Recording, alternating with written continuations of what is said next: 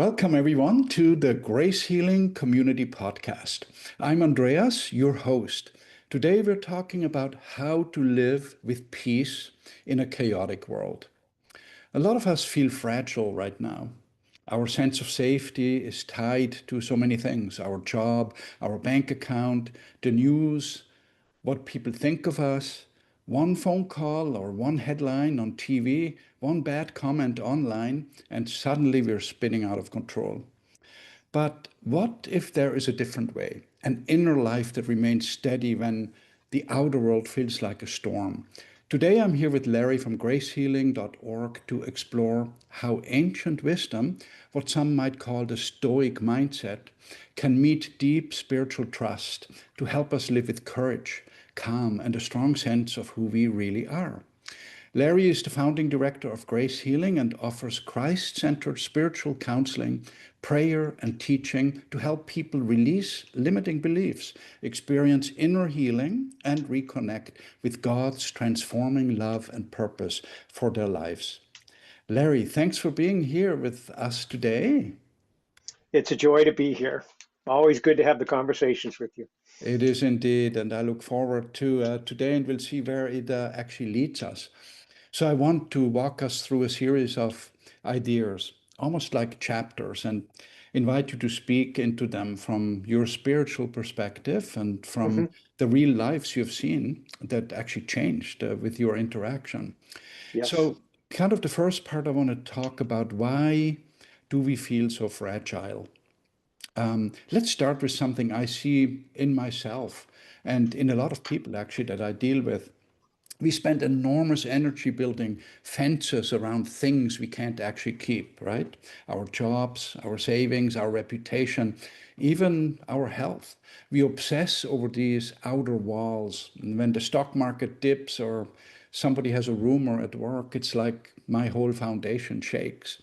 It's as if our peace is stored out there in things that can be taken from us in a phone call or just by somebody saying something.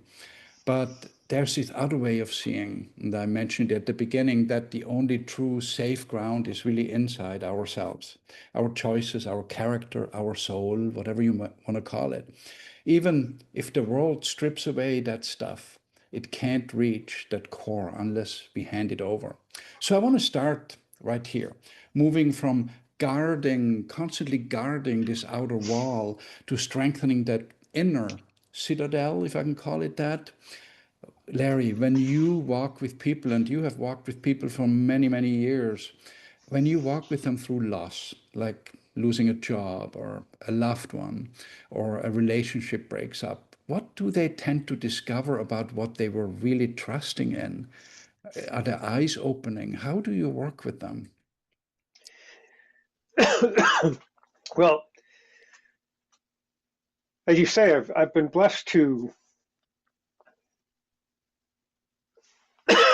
excuse me, I've been blessed to serve tens of thousands of people in this ground. And one of the things that I find as a root matter or a root issue is it's kind of like there's a scriptural reference of build not your wealth in things of the earth, build your wealth within the heavens. And it's like people have lost sight or detached themselves from the fact that there is God present within them.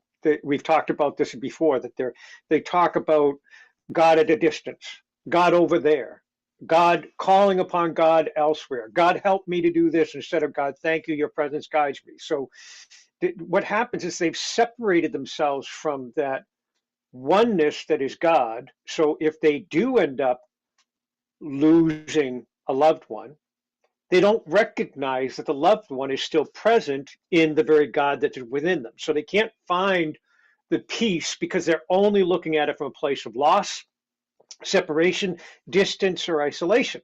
Or if a job, it's like they're like, oh my God, my provision is gone, forgetting that the job was not your provider. God within you was your provider, blessed you in a season to be in a job, and then all of a sudden it's showing that, no, that's going away. But I know that since God preceded me in the location, manifestation, and full result of this job, he'll precede me again. I turn, look within, and follow the living presence of God within me to recognize how is God guiding me, not what is the world trying to tell me. So, from your perspective, what's the difference between wisely protecting our lives and fearfully clinging to them? That's, I think, the crux of the matter. We don't know how to let go and of the fear, but yet we want to protect our lives. How should we do that? Well, quite frankly, I mean, I've learned in a process that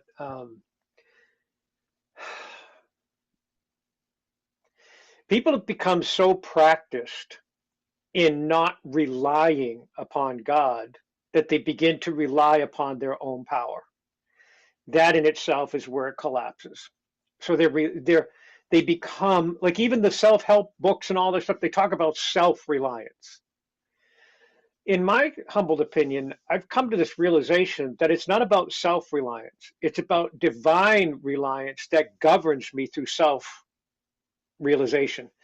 It's divine alliance first and reliance second, then self-actualization. So I would rather actualize as the supreme author of creation has manifested through me instead of trying to say, oh, here's what I'm going to do and run around in a state of panic. I just lost my job. What am I going to do to replace it? Blah, blah, blah, blah. Take the first thing that comes along, and then I miss the blessing and abundance that was available for me in 2 weeks because I was not divinely reliant. I was self-reliant. So I was down here moving around until, oh, there it is, and grab it instead of surrendering and saying, okay, how is it that divine reliance has already positioned me to discover the answer? That's very interesting. That's a good segue into what I wanted to talk about next. And what you just explained is really that finding that inner ground, that silence, that resting place for a moment to understand where God is leading me going forward. And you and I, we talked a lot about that gap, right? Mm-hmm. The gap in past videos. Yep. And in that conversation, um, we always looked at that quick response that we give. You just said that before, Larry. Um, so sometimes we get up in the morning and the first thing we see a text message or email that's not very positive, and that just sets the mood for us for the whole day. Or it could be some kind of a nasty comment online, or et cetera, et cetera.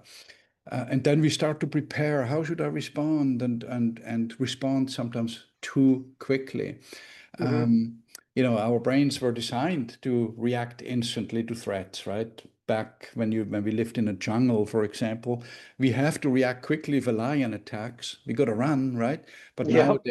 nowadays we don't have to deal with that anymore. But nowadays, a lion is the social media post. It's that Yep. political disagreement that we have to deal with, and Or even a relational change, yeah, yeah, but relationship we changes. but we Yeah. deal with it like it's a life or death Yep. situation, right? And then Yep. often we just burn bridges because of that, even though it wasn't necessarily to do that.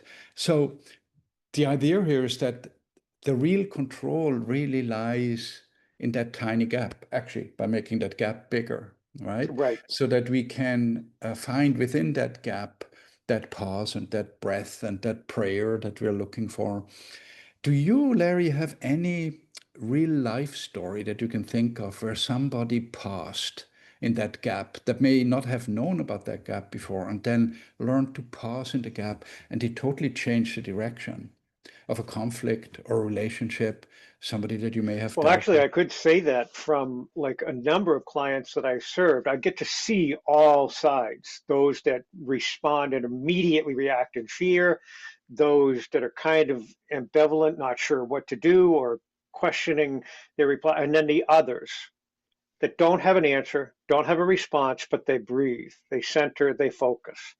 What I see in the difference is that bottom line is, I don't care how you're aligned with God, you're still going to encounter things of the world. You're going to encounter things that naturally stir fear within people, or they stir anger within people, or they stir situations that present and they aren't so great. Your position in alignment with God will determine your measurable result. So when I see these people that are totally centered upon the presence of God, they're the ones that, like you say, expand the gap of that moment. They allow themselves to say, whoa, wait a minute. Even if it's a relational change where somebody thinks, I need an answer from you right now. Well, I understand that. I'll get back to you. And they breathe and they center in and they focus and they find not what is this person demanding of me, but what is my response for them? What am I supposed to do? Not reaction wise, but how am I supposed to respond? And we've talked about that before. There's a huge difference between reactionary responses and divine meditative responses, because the reaction is the thing that will continue to propagate and expand what the other situation presented to you. The demise of a relationship, the demise of a work situation. Reaction will come back in either a defensiveness or a fearful response or whatever. Responsiveness will, listen, I need to take some time to think about and it'll move and it'll tone things down in a way and allow you to permit yourself to function in what many Americans don't get. I can stop and take a moment. This person getting upset with me is not my mother. I don't need to answer immediately. It's not between me and my mom. It's between me and this individual, and they're trying to impose on me a certain perspective that I know I wasn't involved in. They think I was. They're angry about it, but I need to take that gap moment. And in my experience, what I've seen going on is some people that understand the spiritual release process and they sit in that gap and they say, wow, I see a lot of anger coming from that person. So this person sitting in the gap releases the spirit of anger that's trying to lay hold within their interaction. Or they're pretty offended. Well, they sit there in the gap and relinquish the spirit of offense before they do the spiritual work first, then formulate in that meditative space, that broadened gap, a clear self-evaluation. What am I processing? How did I react to them? What did I do? And they're relinquishing those things. And by the time they're done with the preliminary relinquishing of that was presented by the individual and relinquishing what they held within themselves, remember there's two involved here because there's also a third. The third is the relationship. So if the relationship is somehow presenting lesser things, things of anger, things of offense, things of hostility, things of divide, things of division, all these things, we in the gap have the opportunity to relinquish those things so that they don't govern the result in the third entity, which is not just the individuals, but it's the actual relationship. So we take responsibility for the fact that, wait a minute, the most important thing I can do is surrender into the gap that is already expanded to be limitless in form as God. I surrender into this gap space that is God, that is limitless in form, limitless in understanding, limitless in forgiveness, limitless in wisdom and discernment. That's where I choose to reside, not in the imposition of somebody else's thoughts through anger. Yeah, and I think we tend to forget, you mentioned reactive answers or responses hurt ourselves too. Right. You know, Yep. it's not just the other person that you hurt with a some kind of a reactive response. Um, but I want to introduce you. Maybe you have heard about this guy. I'm reading a book right now. Let me see if we can see it this way. From Shi Hang Yi, the Shaolin Spirit. Shaolin. Shaolin Shaolin spirit. Spirit. I Yeah. know you're a martial art guy, so you probably heard about that. But it's really interesting. I just started reading this, and for those who don't know what this is, just a quick reading here, if I may. Um, the Shaolin is more than just a physical expression of Kung Fu martial arts. Rooted in Chan Buddhism and Tao philosophy, it also offers a way of reconnecting our minds with our bodies through meditative movements to cultivate the core virtues of discipline and perseverance. And there's one little section that ties in directly here. I want to read to what you just said, Larry, what we're talking about, that gap. Yep. Okay. Um, so he says here, let me give you an example. There used to be a test that consisted of the master telling humorous and tragic stories to the student in a deliberately moving way. But the student was supposed to betray no reaction or emotional response at all, no matter how hilarious or distressing the story. Afterward, however, the student had to recite the stories back at the same emotional pitch. Students are still occasionally tested in this fashion even today. In the Western world, training ourselves to show no emotion and to keep our reactions totally under control is often viewed as a harsh and unappealing discipline, as if control were a force that runs counter to a person's own wishes, needs, and emotions, and therefore to their freedom. The prevailing view is that we should make ourselves, our beliefs, and our needs the measure of all things, perceiving and judging the world from this perspective alone. It's kind of interesting, right? Yeah, it is. It's exactly what you mentioned. And, he calls his book The Way to Self-Mastery, which, the subtitle, which to me, it doesn't have to be necessarily only self-mastery, right? Yes, We have God that's there, that exactly. helps. I mean, you know me because my sense, and I know this actually kind of rankles some people. My sense is there is no self. There is only as I, Enai. I return as one. To the recognition of it as God within me, God precedes through me, God functions through me. The more I surrender self instead of develop self, the more I surrender self, the more I become accustomed to move as the divine does, not as I might have. Because in humility, I have to look at this and go, wait a minute, even in my moments of shining right and doing things right, I am still so much smaller compared to the perfection of that which is God. So in humility, I would rather look and say, I see a good path here, but I'm going to trust you more, God.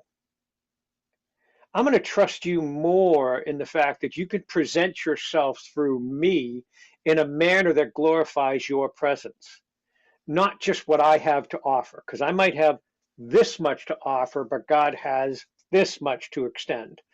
And if I'm only going to be willing to present from what the vessel can house and give forth, I'm going to limit it to what the vessel or the box contains. Like I even saw a image that you put on Facebook that's shoving God by the butt, saying, "Get in my box. Would you get in there?"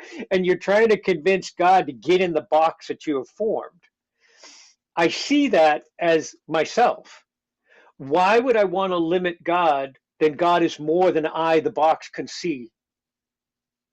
Why wouldn't I let God dismantle the box so that the box is open and flayed open so that God's presence can move without hindrance?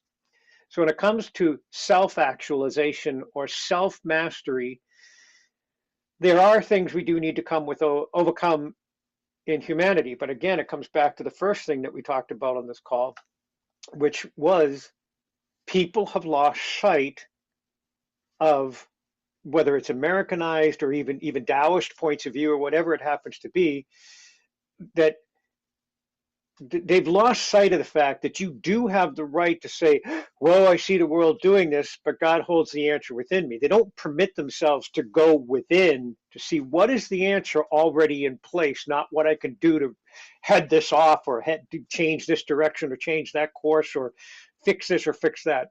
You have a right before the presence of God to breathe deep and to surrender into the living answer that is already formed and present within you and preceding you. And I believe that comes through that surrender into that which already exists before you. So again, it comes back to like when Yeshua said, as I Enai, I surrender as one. He didn't say I surrender to the one. He said I surrender as one, capital O, capital N, capital E, to the recognition that there is no separation. There is no other. There is only one. And I believe that as we become more practiced in our ability, which is one of the advantages that I've had in serving people for now, 40 years, is seeing how much I don't hold the answer. There's been times where I've been led to respond to somebody, and all of a sudden a little answer comes forth, and then all of a sudden wisdom's coming out of me that I didn't even know I contained. And I'm like, wow, God is so cool, because I know it wasn't my own personal knowledge. Hmm. It was God moving in me a way that had said, let me step you out of the way. My presence will come in and bring forth more than you can contain at this moment, Larry, for the sake of those seeking in need. And I've had to learn that so many years. It was not the knowledge I held. And a brief aside on that, there's so much, like you say, all these internet things, and we wake up to an email and, oh, this new discovery of Yeshua's Bible, and all these incredible things, especially stuff that's being manufactured AI related. I had to reconcile the fact that none of that stuff was available when I was waking up. 40 years ago, I was like a pariah to some places in the church and stuff like this because I was saying stuff that I just knew in me. And they were infuriated because I was not theologically trained or biblically count. And I'm like, well, but now in retrospect, now every single thing that I was teaching 40 plus years ago is coming out all over the place as, oh yeah, it's always been there. And yes, it was in the Dead Sea Scrolls, and yes, it was in the Ethiopian Bible, and yes, it was in Yeshua's letters. And so I had to accept the fact that even when Larry was this minuscule 44 years ago, God came through in ways that were far beyond the limits of this minuscule vessel, this tiny box that was Larry Reynolds. Mm. And that allowed me to recognize that I need to become more practiced in the surrender of self than I do to master self. And I would even say we need to get more practiced in differentiating perception with perspective, because I Yeah. think we live from a point of perception as humans, right? We Hmm. perceive certain things going on all around us, and then we take action based on that. But if you can gain a bigger perspective, and that leads us into the next topic here, really, in a greater perspective, then we can fill that gap. We can make that gap bigger and have a better understanding of how we should Yeah. respond and how we could respond. So sometimes, I imagine God looking at us, and this is very simplistic, what I'm saying here, the way we look at the painting up close. Have you ever been in a museum and then you go like this really close to a painting and you have no clue what it is? You only see Right. some brush strokes and some dots and colorful patterns, but that's it. But the more you go away and you move away from that piece of art, then all of a sudden you see a beautiful picture. So it's kind of like when we are in a traffic jam stuck, or we get a visa bill and we look at it and, oh my God, all this I own, we're kind of, it's in our face, right there in front of us. Or a strained relationship, a bad marriage, a difficult relationship. All that, it's in our face, and we don't have the ability, or we don't know how to distance ourselves from that and create that gap to have a positive response. So spiritually, I wonder. Especially when the painting is actively presenting you a false image of itself, like your child or like your partner, is presenting to you an image that is formed of fear instead of an image that is born of love. So it's hard for us to, from, like you said, this perceived notion or perspective, to look at them and say, oh, they're being such an idiot. No, they're not an idiot. That's God's daughter. She's showing me something. I need to surrender into that gap to allow whatever she's showing me, even if it's anger, hurt, isolation, separation, whatever. I gotta allow the space to let her display for me everything she wants seen, so then I can look through it and say, yeah, that's not the truth of who she is. She's this beautiful gift in the midst of all that. Hmm. What did I do to impose some of these perspectives or results upon her So Larry, without how, offense? yeah, that's interesting. Yeah. Do you, in your own life, um, can you maybe find a story or a situation where you found yourself stepping backwards spiritually or emotionally, Oh, and yes. it changed the way you saw your own problems? Oh, yes. Yeah. Um, I mean, well, you know the personal story that I had to process where like I lost my son unexpectedly now 10 years ago this spring. Um, and in that moment, there was this moment of surprised recognition. But interestingly, my life prior to that had prepared me in such a way to say, not, oh my God, look what happened. It was, oh my God, help me that your spirit would guide me. And it's called like what they call traumatic intelligence. In a trauma setting, people form what they call traumatic intelligence, the ability to read a room quicker, or the ability to have somebody attack them and they look, okay, what are they actually presenting to me, not what are they saying? You're able to read through the situation from youth on through where trauma forced you in such a way that you were all of a sudden able to read a person's need, read their intention before they even know they conveyed it, discern the nature of what their needs were before they even knew they had a need. And so when it comes to experiences like that, when Christopher's life was taken from us totally unexpectedly, and I'm sitting there on the phone and I'm in a postal truck at that moment, there was this momentary wail that just came out of me. And I just knew within me that I was to breathe, formed by this previous life experience of heightened situations of, as I told you, there were a number of times where somebody in my life when I was younger tried to take my life. But I learned that as this individual was trying to attack me and take my life, I could see that that's not them. Something something's governing him that's not, it doesn't even look like, I could see that there was something different about him, but I could not put my thumb on it. So when it came to this experience of Christopher, I know that life does not end. I know that Yeshua overpowered death. I know that every person that transitions from this earthly form into a heavenly state, it's called birth into new life, not death. So in that moment, through that learned traumatic intelligence, I had a blessing in life where I've been able to serve people enough to know that I'm not embracing traumatic intelligence. I'm choosing God instead. So if I'm sensing a mindset of psychicism, being able to read a situation, I relinquish it because I'm not going into psychic voyeurism. I'm listening for how does God wish me to move. And I had this immediate shift within me in the loss of Christopher while I was still on the phone that I needed to breathe.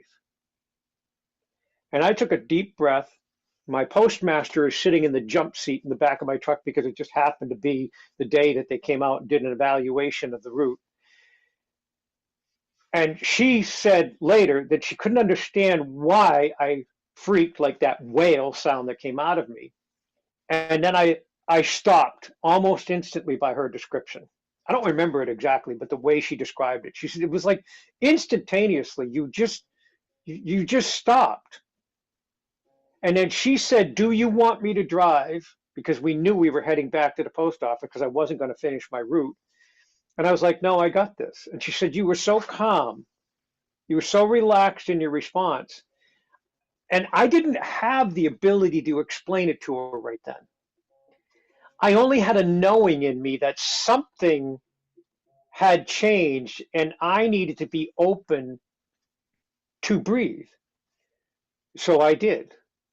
And as I breathed, I knew within me unbelief, anger, confusion, grief, sadness.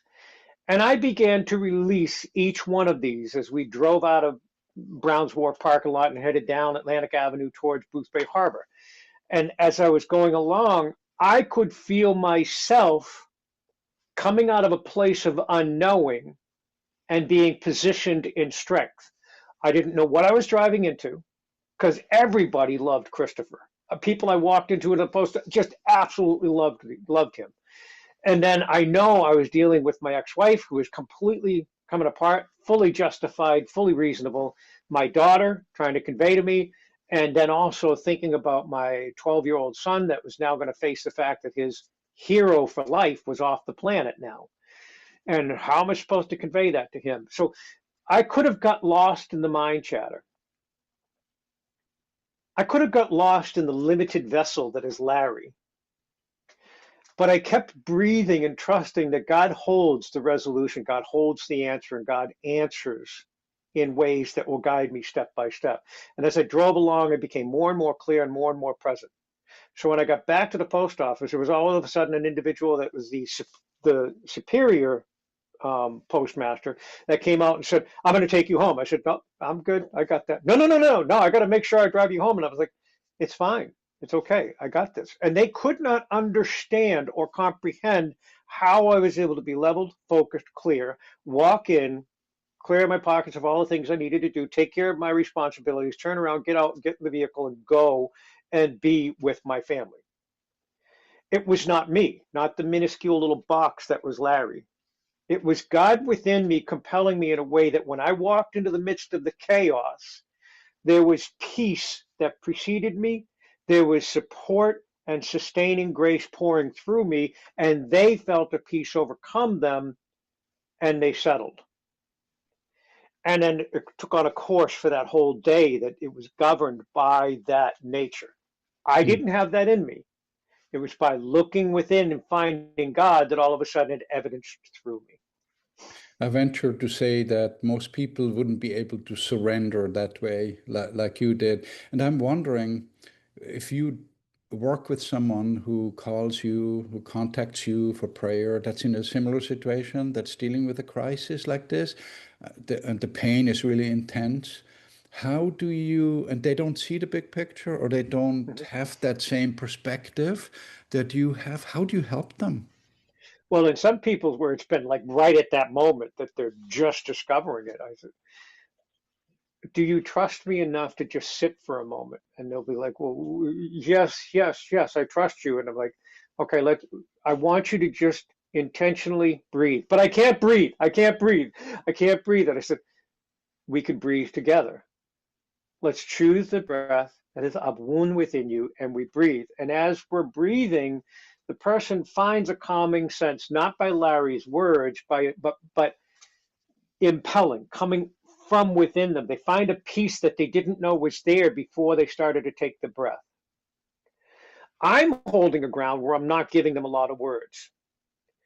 I'm speaking directly into the living breath that is God within them. They don't know that. I'm saying, "Breathe with me. Let's take a moment and take a breath." And like if somebody just recently, there was an individual that was killed by bad drugs. And um, so in the breath with that, it was about helping that person find the breath in them. In the breath in them, they were like, "Oh, thank you, Larry. I can breathe now." And I'm like, "Right, but I didn't do a thing. You, by holy surrender, breathed, which connected you to the truth and reality of what's already in you, God, to sustain you through what we're about to go through. So I'm going to walk with you as you go through this journey in the releasing of your son, or in another case, the releasing of a mom, that as you walk through this ground, we'll center, And in your words, we'll extend the gap and we'll breathe together. And I'll stand with you in fullness of agreement to remember you whole and to remember the blessed union you still hold with the one you think you lost, yet that one individual has ascended into a higher state of being that you can only touch when you're breathing. Mm. Are you willing to do that? Yes. So there's been a number of people that have reached into that. There's some, quite frankly, that pulled away. They didn't want to hear that there was an answer to it. They wanted to be seen as the one in suffering. They wanted to be seen as the grieving loss. They wanted to be seen as miserable. They wanted to be seen for the brokenness that they now face in the loss of their love. And I'm going to continue praying for them, loving them, and supporting them. But if they're not going to reach in the prayer of life in agreement and they want to reside resident in that lesser state of death, then it's not my place to force them. Mm. It's not my place to force my level of faith on somebody, because if I'm seeing it from up here and they can only see it from their perspective, my perspective could be so alien to them.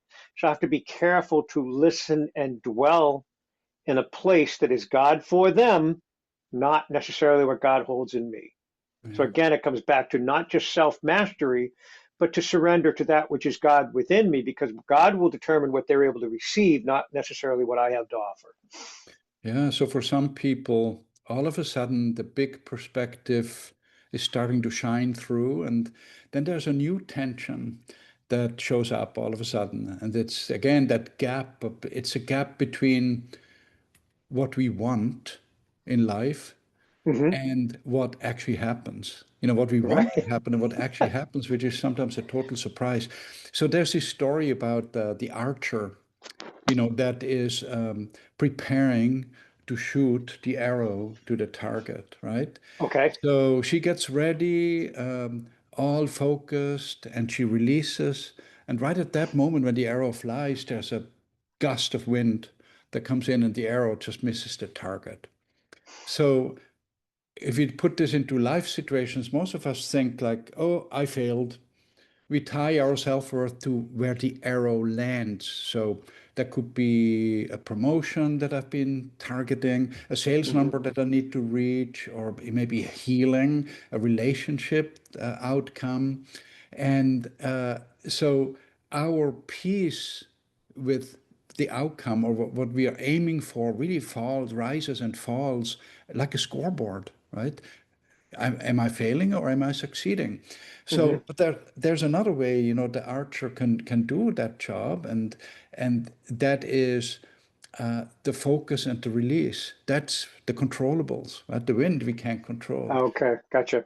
right? So we Yeah. can obsess about all the things that can come at us, but we can focus on, and it ties in with that self-mastery. I think we have a responsibility and an opportunity to train and practice the things that set us up to be successful or whatever we want to call it, or to reach a certain goal, don't you think? But what about if the person was in oneness with the divine in such a way that even their individual mastery of drawing the bow and knowing when to release would have been adjusted and she would have relaxed on the bow because, oh, in an intuitive connection to God, she knew that the breath was about to move. So you're redefining focus. Exactly.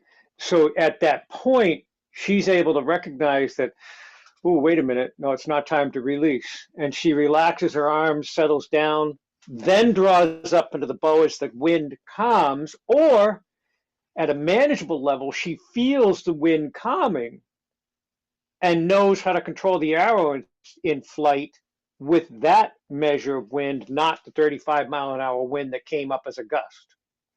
So if we're truly connected into the divine, even our mastery of skill should be subject to God first, not our interpretation of our so-called mastery. Because again, even in our mastery, we're still minuscule compared to that which is the understanding of God that is all so much more than what we are.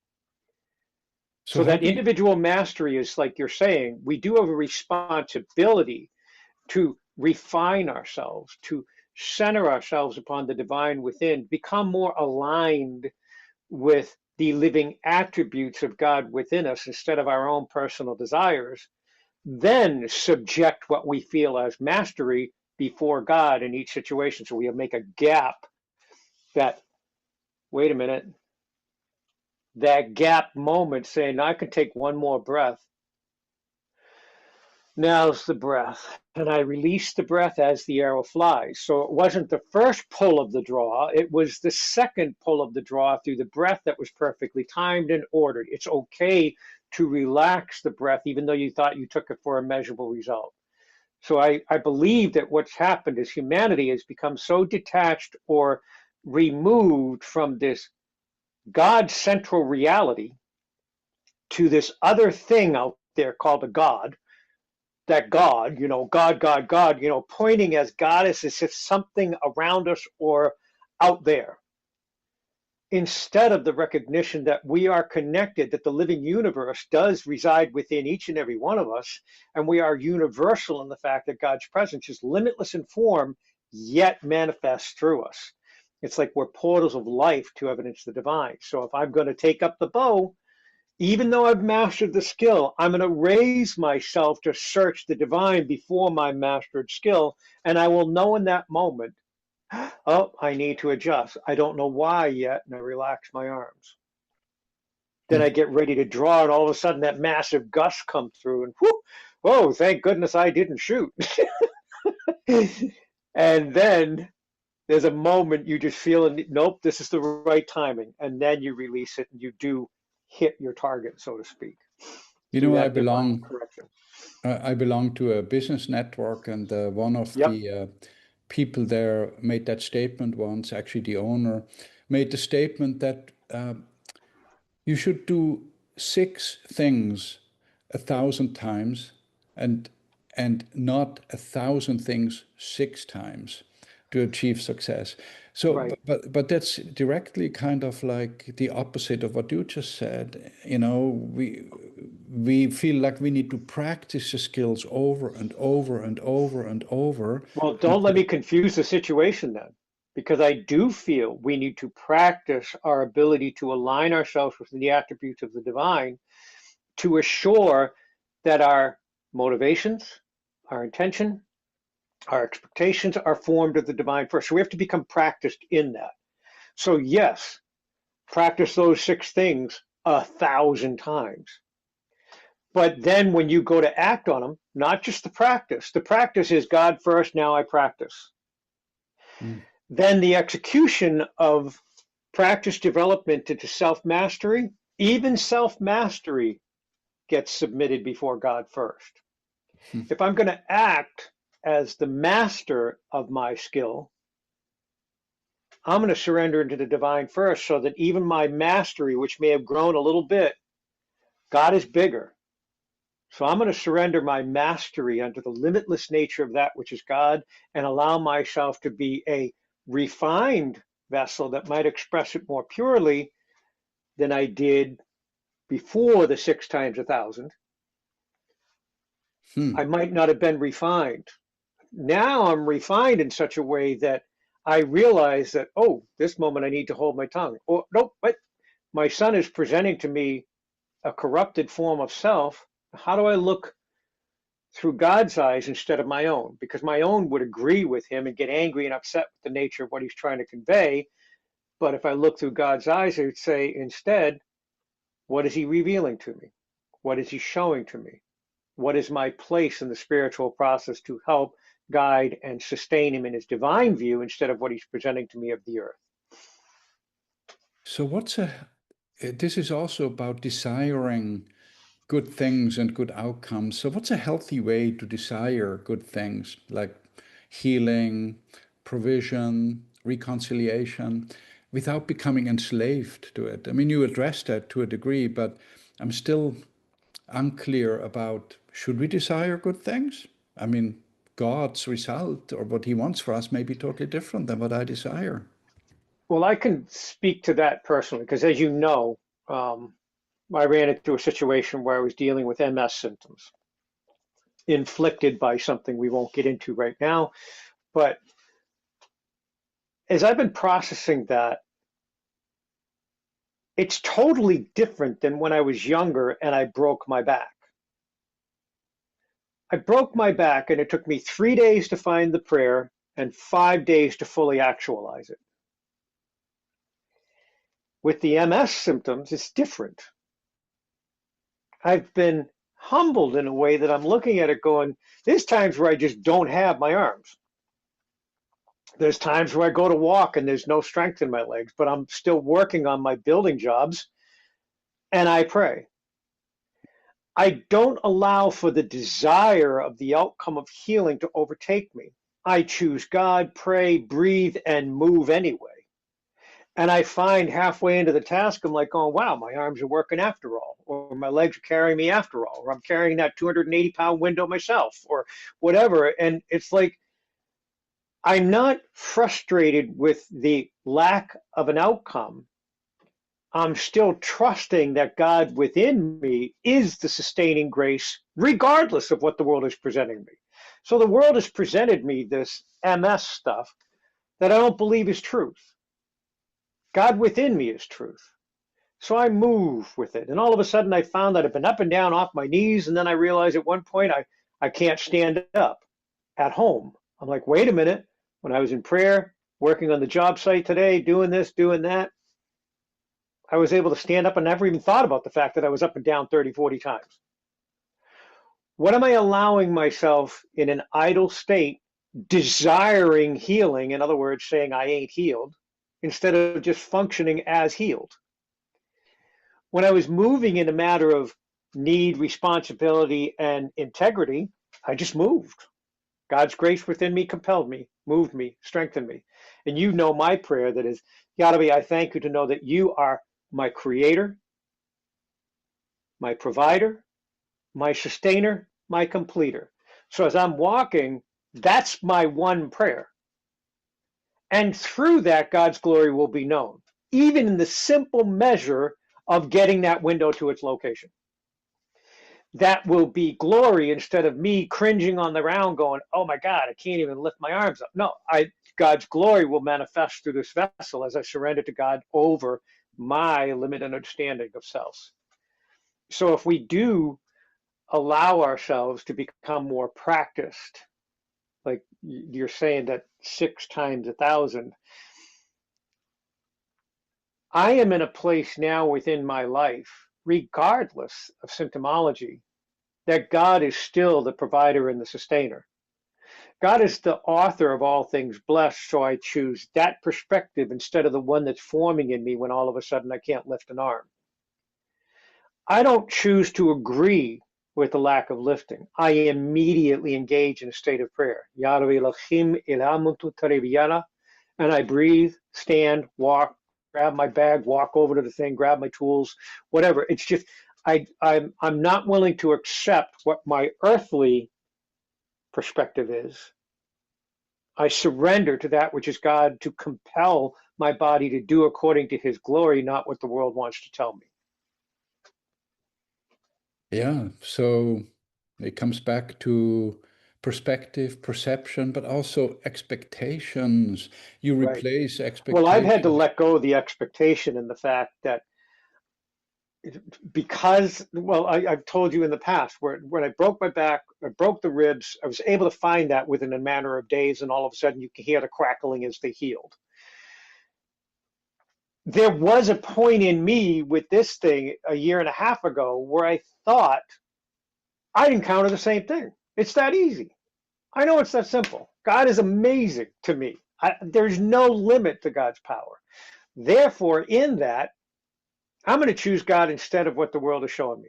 I'm going to choose God instead of what the quantum biophysical doctor was trying to tell me and sharing me in symptomology and all. No, it's like, no, I got God.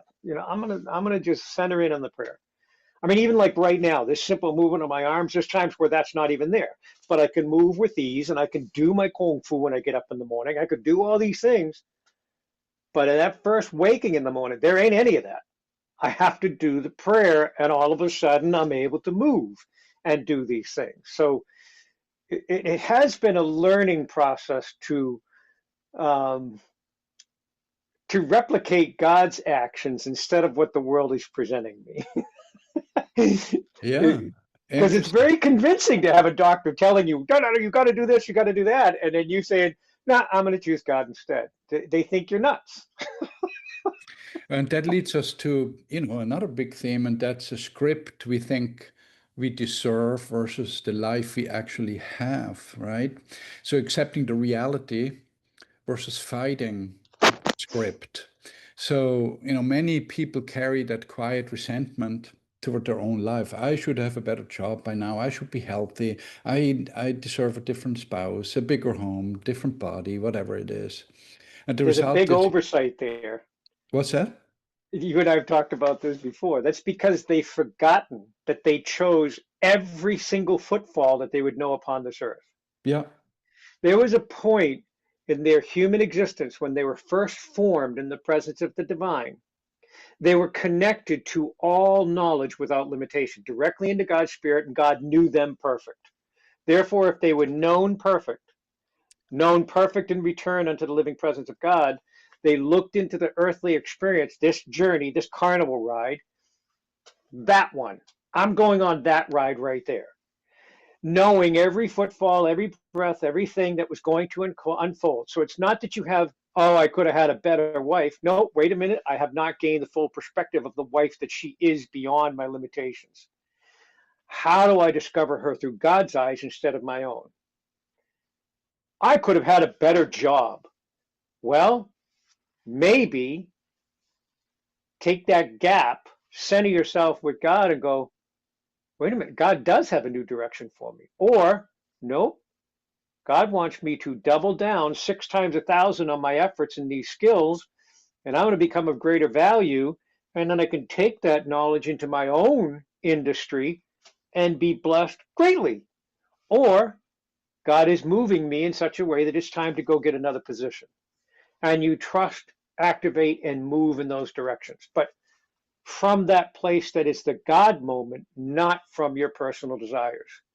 Because then you'll greet God in the greater blessing that was already formed, already completed, and already done when you left God's presence and entered into the womb of your mother.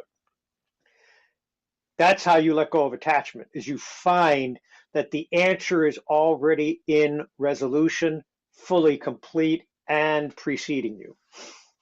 Wow. Yeah. Do you know maybe a story or somebody or a situation you were in where somebody embraced a small, humble role, that seemed insignificant and then found deep meaning or transformation there? Could be like maybe a job situation or even a healing. Well, let's look at our sweet love, Shrujana. Yeah. Hey, this girl at 8 years old, God blessed me to pray over her. And she was in the children's home. And John and Esther, mom and dad to Shoshana, were running the home. That's in India, right? Can you explain Yes, in for? India. Yep. And at that time, they were in the range of like 30 to 40 children come and go, back and forth, taking care of the orphans. By 12 years old, John had to travel village to village in order to minister God's word to others. And Shoshana just stepped up at 12 years old and just started teaching. So at 12 years old, she entered into what was considered a low return position in India because you're dealing with untouchables, unseeables, yet she served in the highest possible gain of God's presence within her. She moved feeling preceded by God in all her actions. From that moment forward, in caring for them, loving for them, and praying for them daily, Shujana, through her efforts, was able to finish her own schooling, draw children from the street into school themselves, teach them and guide them as she progressed through her age, and she got herself a master's in mathematics, a master's in chemistry, and now going on into master's into quantum medical research and looking at a PhD from there on, while bringing 4,800 children from the street to college, starting at a minuscule job in the vessel that is Sushana, governed by the limitless form of God while they had nothing, even while being destroyed by storms in the midst of it all. Because remember, we went through that whole process where they were getting flooded out. And there was one time when she was about that, I mean, it was right about that time that they were jumping into one of those little tuk-tuk trucks and racing out of the village, looking back into the village and seeing their loved ones being engulfed by the tsunami that took 180,000 people. As they're racing up a hill to get out of the insanity that was the tsunami consuming their village and surrounding villages. Yet they continued to think, what are we going to do in order to serve those when we return? There wasn't this, oh my God, I should have had a better life than this. Oh my God, this shouldn't have happened. There was like, okay, God, how are you going to move me from this moment forward? So when it was beyond the little vessel that was Larry or Shoshana or John or Esther, it became, how can God move through this situation to bring blessing, peace, comfort, and renewal? And that's exactly what they did over 44 different villages. They renewed and restored and built back up the places from no infrastructure, including 2 years ago when we had that second flooding of rains coming out of the mountains. And while they're collecting their loved ones off the riverbank, dead, wrapping them and pulling them off the shore, they're discussing how they're going to help the surrounding villages when they get back to their village after they collect all their loved ones that have now passed into the river. Their hearts were centered upon the measurement and God's presence. And during the 6 things 1,000 times: service, consideration of others, the incredible integrity that they portrayed on the riverside, that they stood there in strength, love, clarity, and the ability to serve even those that had lost their lives. They did the 6 times 1,000 on the riverbank while thinking, September, when we get back by December, we have to reach out to our surrounding neighbors to make sure that they know that they are blessed and Christ is with them. Hmm. It's not an American mindset.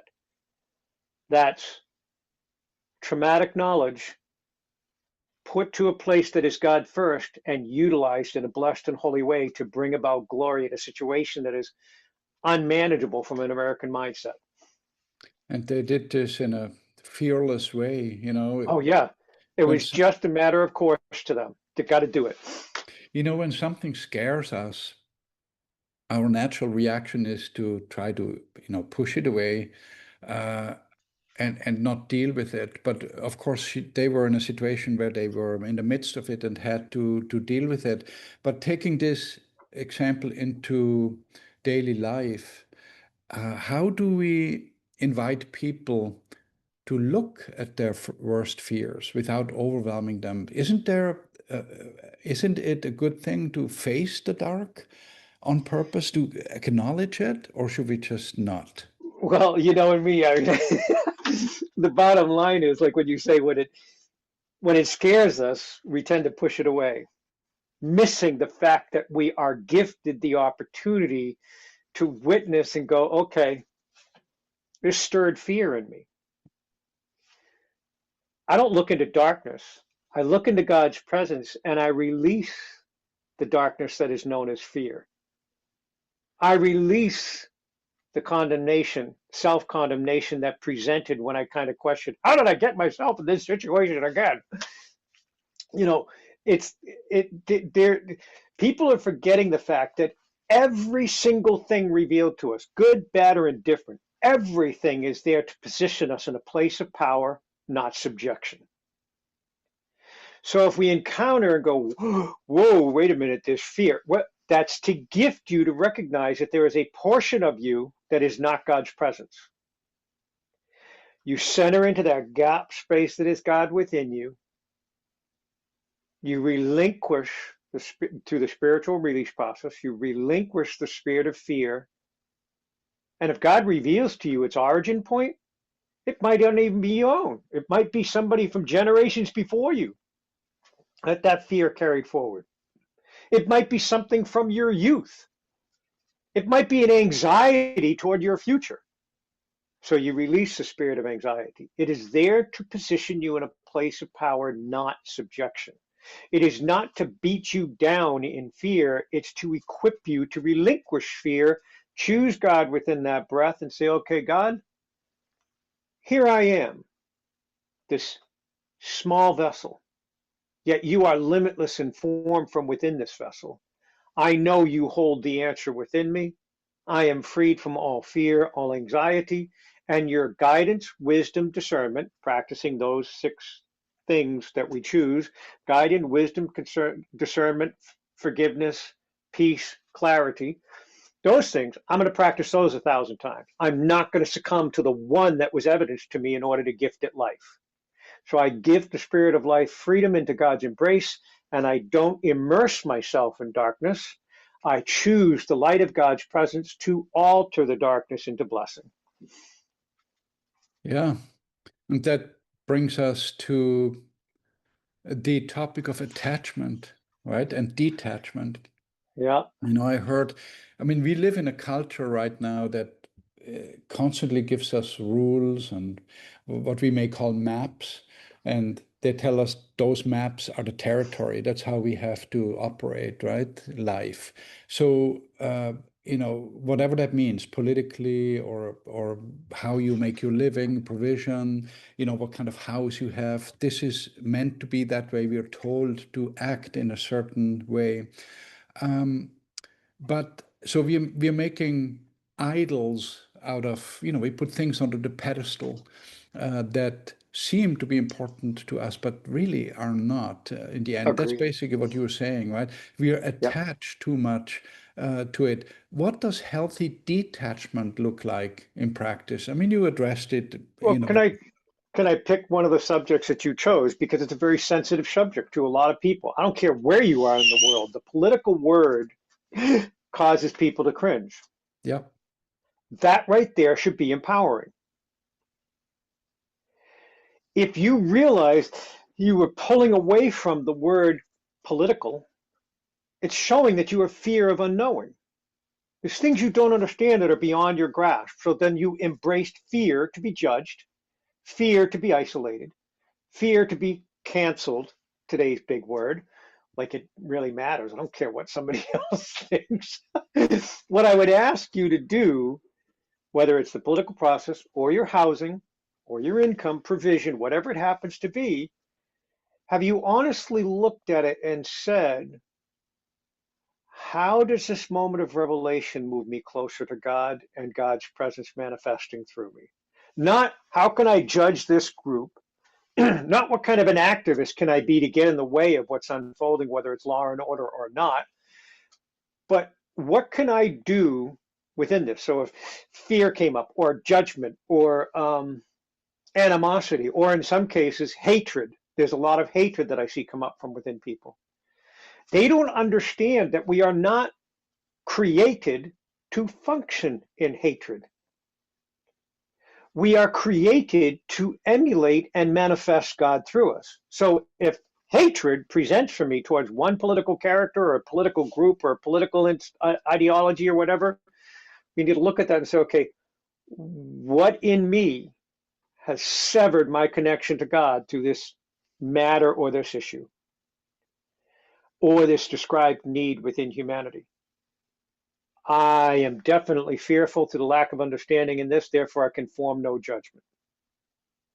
Because if I don't have knowledge about some personal knowledge that's verifiable, I have no right to judge it. Even when I have personal knowledge and recognition and supportable data, I have to be careful to be out of judgment and look at it and say, okay, let's say I name a certain politician and call him Mr. Arrogance. And I hate those arrogant, blah, blah, blah. I have just severed my union with God. However, if I look at that and say, they're displaying a lot of spiritual arrogance, I pray for increased humility, increased clarity and discernment within them. I don't pray against their arrogance or what they display within themselves.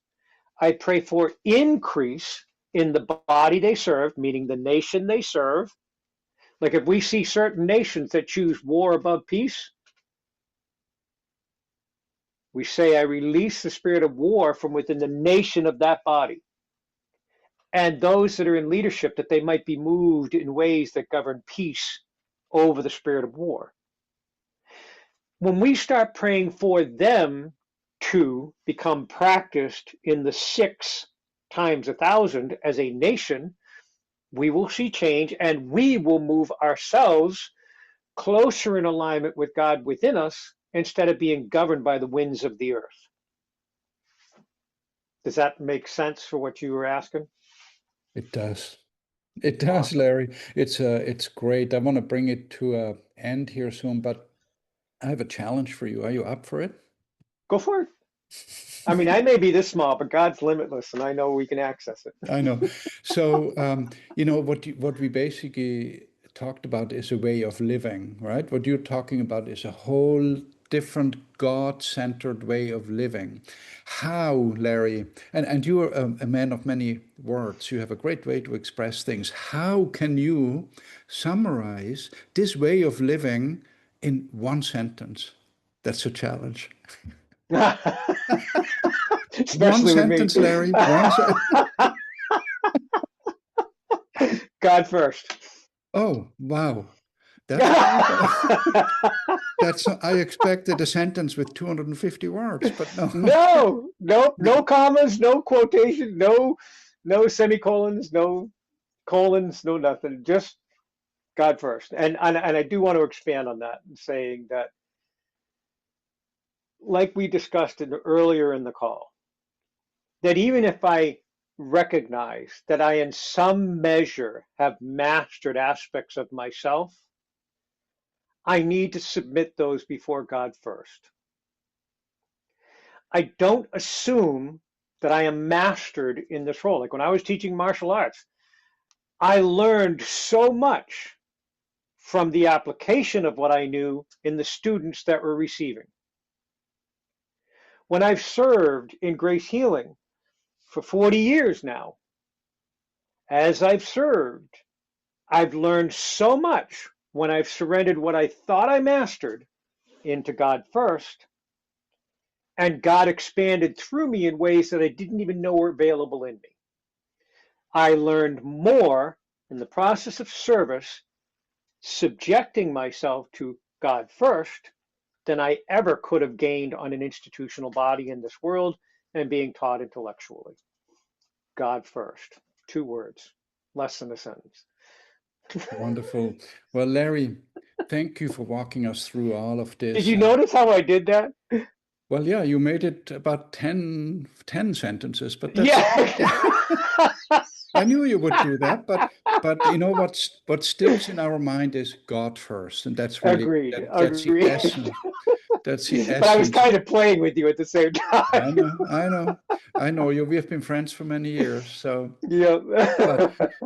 But I just want to just kind of also say, well, first of all, thank you, Larry, for walking us through all of this. And, we started talking about those outer walls, right, that Mhm. of our lives and that we retract and go back into our inner place that really can't be touched. It's sacred. We talked about pausing, that gap, the trigger and the response, how we can make that bigger. We talked about the bigger perspective, the blue dot perspective, right? The earth being a little blue dot in that universe. Yep. We Yep. talked about focusing on effort instead of obsessing over the outcomes and accepting the scene we're in, accepting Yep. it bravely, looking at our fears too, But together even with God. looking at, when you say accepting what we're in the midst of, looking at it as both an opportunity of revelation for lesser things or an opportunity for revelation of greater things. Either way, it's revelatory and a blessing, even if it's lesser things, because you have the power and authority to relinquish that lesser thing so that the greater thing would enter into its place. Yeah, true. And if you listeners, you're listening to this and you feel fragile, just remember you don't have to fix everything overnight. Maybe this week you could have a little practice and simply notice where there's a tiny gap and how you can make it bigger. So for me, myself, for this upcoming week, I'm gonna have a little prayer which says, God, help me respond from my true self and not from my fear. Mhm. Because fear tries to sometimes control me, and I want to distance myself from that. Larry, where can people connect with you and Grace Healing if they want to go Well, deeper? I do want to mention that they can connect with us on gracehealing.org, gracehealing.video and YouTube, or watch for Andreas posting the different reels and different things on Facebook. But please like and subscribe. We're finding that we're gaining some increase there, but also there's still some weird anomalies in the fact that I hear from more people than it actually shows listening. So if people started to do the like and subscribe more specifically, and I've had a number of people that reach to me personally, either on a text or an email or a phone call, and they saw the video, but it's still not showing their view or whatever. So your likes and shares are really helpful. And then subscribe to the web channel. That's on gracehealing.video or gracehealing.org, and you can click the videos from our website over there.